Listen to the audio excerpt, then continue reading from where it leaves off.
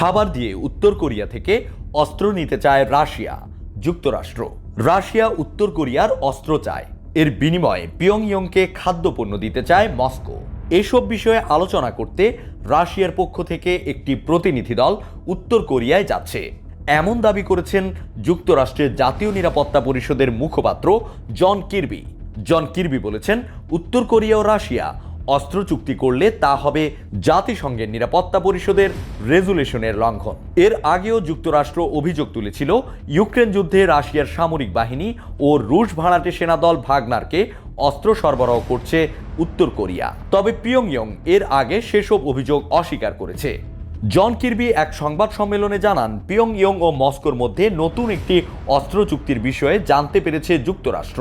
তিনি বলেন, আমরা আরও জানতে পেরেছি রাশিয়া উত্তর কোরিয়ায় একটি প্রতিনিধি দল পাঠাচ্ছে এবং অস্ত্র গোলাবারুদের বিনিময়ে রাশিয়া উত্তর কোরিয়াকে খাদ্যপণ্য দেওয়ার প্রস্তাব দিয়েছে। মার্কিন জাতীয় নিরাপত্তা পরিষদের মুখপাত্র আরও বলেন, যুক্তরাষ্ট্র এই পরিস্থিতি ও সম্ভাব্য চুক্তির বিষয়টি নিবিড়ভাবে পর্যবেক্ষণ করছে। রাশিয়া উত্তর কোরিয়ার মধ্যে মধ্যস্থতা করার অভিযোগে গত মঙ্গলবার যুক্তরাষ্ট্রের অর্থ মন্ত্রণালয় স্লোভাকিয়ার একজন নাগরিককে কালো তালিকাভুক্ত করেছে। মন্ত্রণালয় বলেছে, ওই ব্যক্তির নাম অ্যাশার মিরক্রিতশেভ।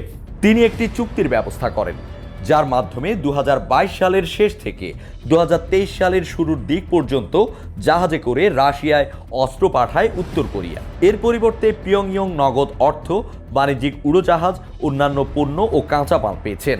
বিশ্বের সবচেয়ে গরিব দেশগুলোর একটি উত্তর কোরিয়া। কয়েক দশক ধরে খাদ্য সংকটে দেশটি।